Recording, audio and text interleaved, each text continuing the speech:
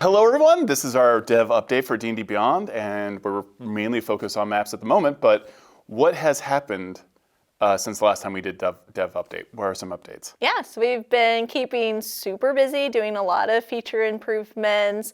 We've made some enhancements to our tokens. We made enhancements to how fog and how you interact with fog, working a lot on the system performance, as well as smaller kind of improvements you'll see just in the overall user experience, as well as giving some visibility to who's playing, who else is in that game session playing.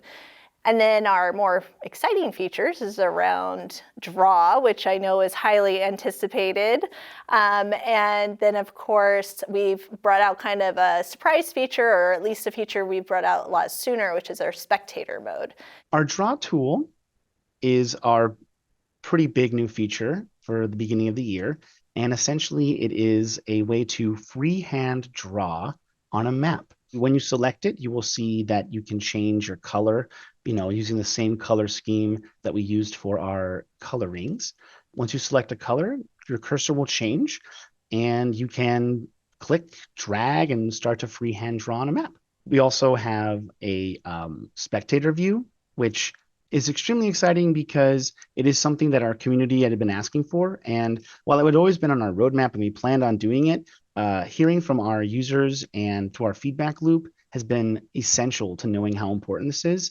And basically what our spectator view is, we now have a way for dungeon masters to click a button, which will open the game in a separate tab as a player view, so that you can share this with your players if you had like a monitor or a television screen behind you, or on a table flat, or if you wanted to broadcast and stream your monitor or window to a group of friends who you're connected with online.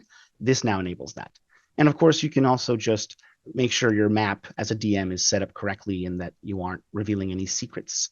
I feel like we couldn't start taking off the alpha tag or even considering maps as like kind of having basic features until at least we got draw. And, I'm sure people out there are like, what took you so long to deliver draw? But like, draw, we really have been focusing on making sure that what player sees and what the DM's doing is all happening as synchronously as possible. And so we think that we've come up with just a really great approach. We'll continue to improve upon it. There's been additional content that is now there for DMs and players on D&D Beyond. That's happened recently. We've added about 6 of our back catalog in to maps, and so you'll see those. And then as we've been releasing new 3P content, that's also been there. So we'll have things including Layers of Aetheris, which brings 20 adventures with maps and 75 new monsters. We have Dungeons of Drakkenheim, which brings over 50 maps, and Humblewood campaign settings, which introduces great new player options, as well as 11 maps and 50 monsters to the game. We've also done some pretty big improvements to fog. We have added an adjustable fog brush, so now you can change its shape from a circle also to a square, as well as its size, which follows in line with like token scaling, as well as following game vocabulary, right, from tiny all the way to gargantuan.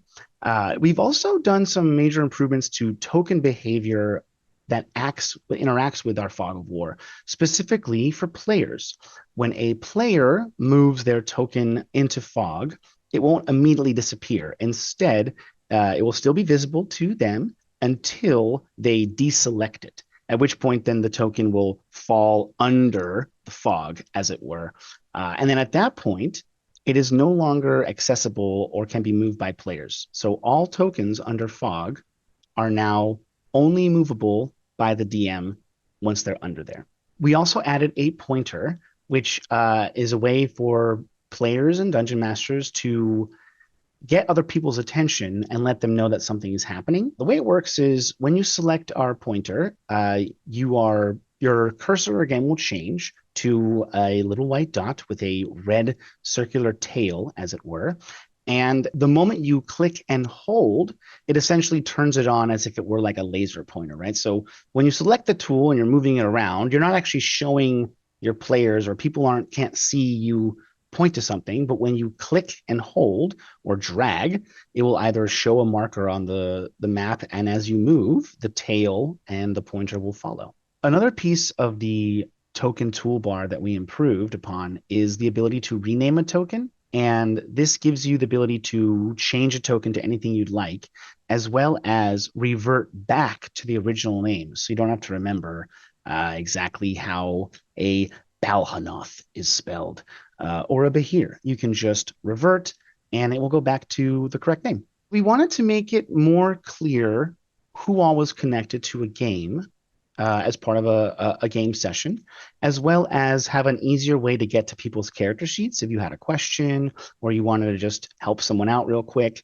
So we've now added what we call our connected players menu, which is where you can see who all is connected to your game, and you can quickly access their character sheet by clicking on the character itself.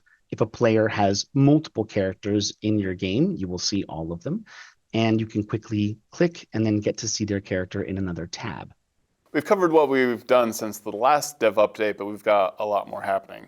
Yeah, so with the maps portion, we've been getting great response from DMs and players on maps and continue to get great feedback.